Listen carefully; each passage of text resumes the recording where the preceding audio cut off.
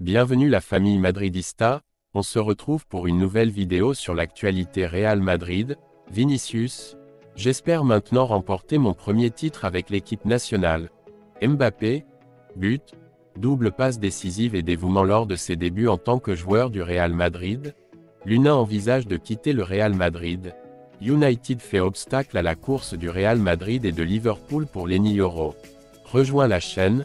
En vous abonnant pour rater aucune de nos nouvelles vidéos, je vous partage tous les infos du Real Madrid chaque semaine. N'hésitez pas à vous abonner en activant la cloche de notification pour suivre toutes les dernières informations du Real Madrid.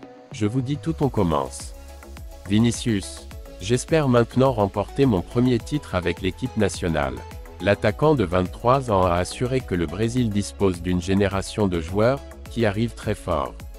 La Canarinha entamera la route vers son 10e titre continental le 24 juin contre le Costa Rica. Vinicius Junior, l'attaquant du Real Madrid, a déclaré mercredi qu'il espérait gagner la Coupe Amérique des États-Unis, son premier titre avec l'équipe brésilienne.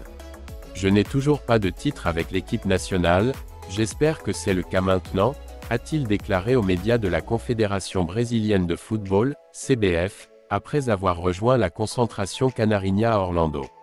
Ce sera le troisième tournoi que Vinicius dispute avec l'équipe brésilienne, après la Copa América 2019 et la Coupe du Monde 2022, et pour la première fois il arrive en tant que star principale du quintuple champion du monde.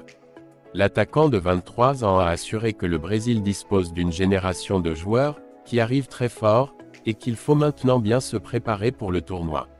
Vinicius a rejoint le camp du Brésil ce mercredi avec ses coéquipiers du Real Madrid Rodrigo Goes et Eder Militao après avoir remporté la Ligue des champions européenne le week-end dernier. Les trois footballeurs ont été les derniers à rejoindre le travail de la Canarinha, qui prépare depuis jeudi la semaine dernière les matchs amicaux contre le Mexique et les États-Unis, avant ses débuts dans la compétition continentale. La Canarinha entamera la route vers son 10e titre continental le 24 juin contre le Costa Rica, au SoFi Stadium de Los Angeles, puis affrontera le Paraguay et la Colombie en phase de groupe. Mbappé, but, double passe décisive et dévouement lors de ses débuts en tant que joueur du Real Madrid. Kylian Mbappé s'est montré très actif et motivé lors de son premier match après l'annonce officielle de sa signature au Real Madrid.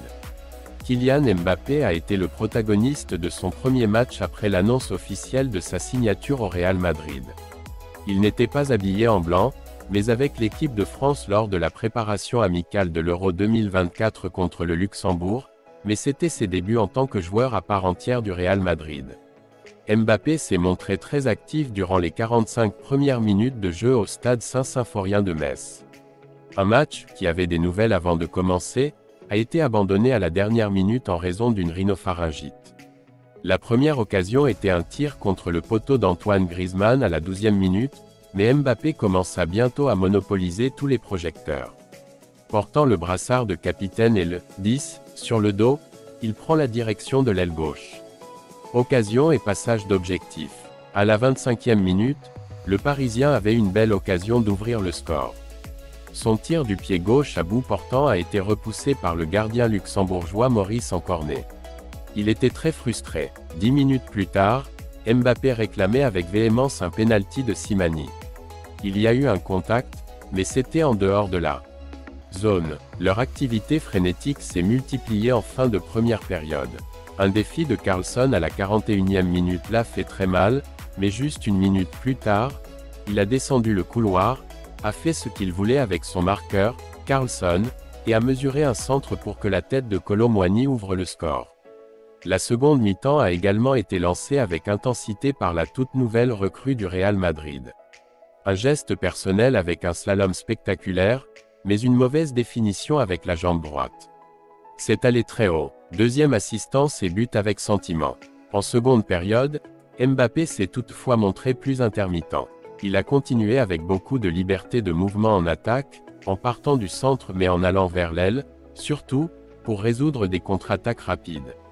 Il envoie un centre dans l'espace pour Kolo Muani qui dure très longtemps, mais à la 70e minute, il délivre une passe décisive à Jonathan Klaus sur le tir du joueur de l'Olympique de Marseille.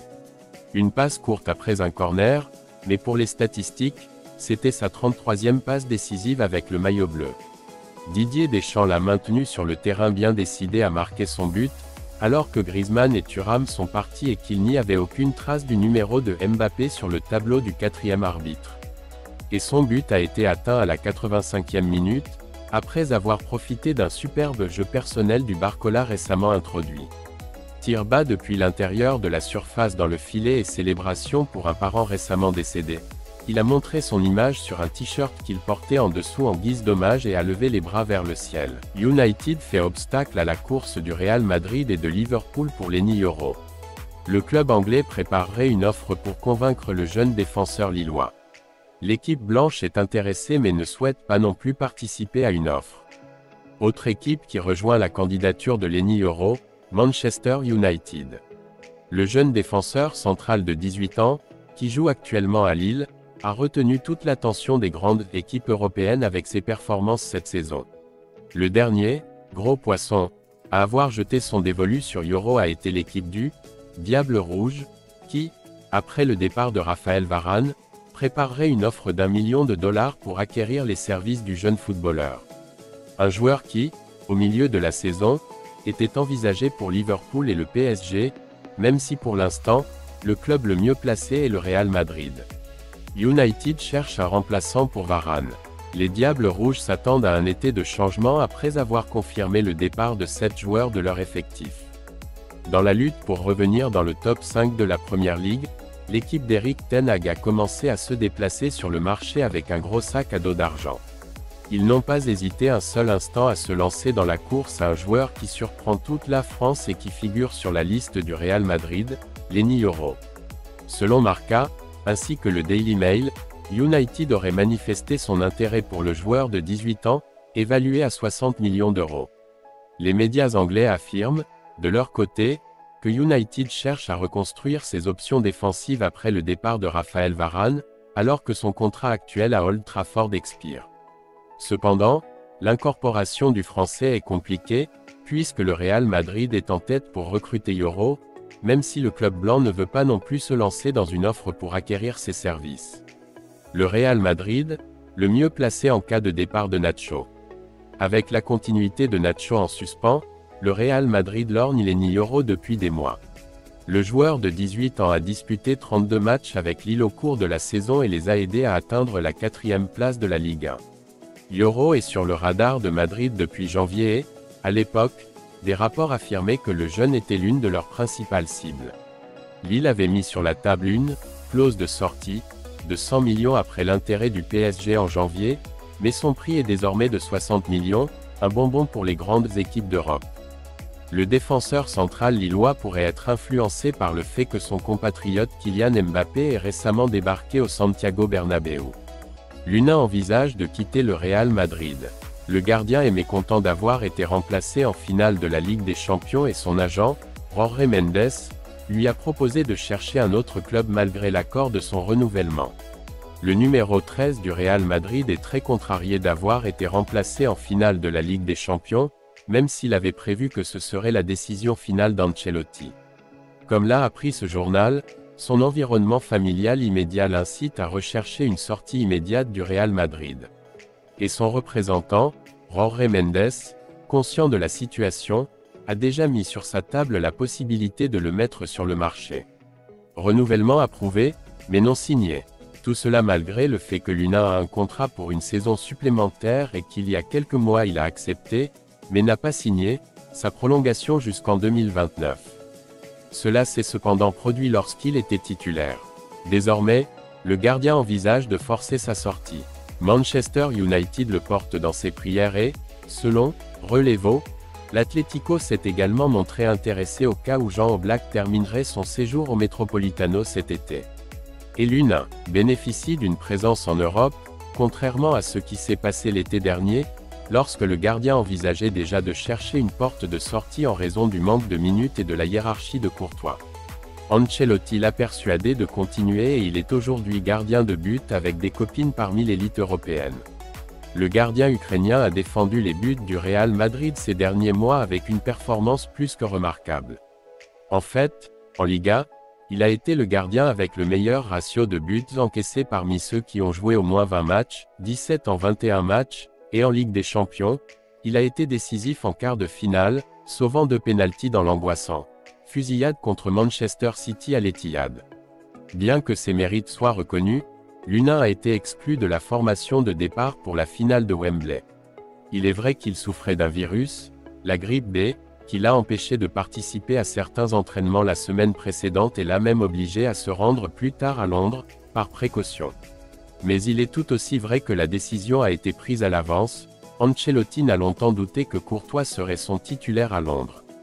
Courtois, invaincu. L'U20, en fait, le savait. Les brillantes performances du Belge, invaincu lors des 4 matchs de Liga qu'il a disputés lors de ce dernier mois de compétition, ont convaincu Ancelotti de l'aligner dans le match le plus important de la saison. L'U20 a réalisé une saison fantastique, il nous a beaucoup aidés et je dois en tenir compte. Mais tout comme je prends en compte le retour du meilleur gardien du monde, Courtois, a-t-il déclaré le 11 mai, presque 3 semaines avant la finale, sur le dilemme, glissant déjà quelle serait sa décision finale. Il l'a confirmé en conférence de presse avant la finale, déjà à Wembley, utiliser la grippe de l'U20 comme argument solide pour prendre la décision, peu importe combien elle était déjà prise avant une légère maladie dont souffre le footballeur ukrainien. Ce journal faisait déjà état du malaise de l'U20 et des inquiétudes du club quant à sa décision pour l'avenir. Le Real Madrid, en tout cas, peut dormir tranquille à court terme, étant donné que l'Ukrainien a encore 1 an de contrat. Le plus grand risque serait s'il choisissait d'être libéré d'ici 1 an, mais Florentino Pérez a déjà montré que ce n'est pas une question qui l'inquiète excessivement, comme cela s'est avéré l'année dernière avec des cas comme ceux de Marco Asensio ou Karim Benzema, dont le départ vers l'Arabie Saoudite a été facilité bien qu'il s'agisse d'une valeur fondamentale.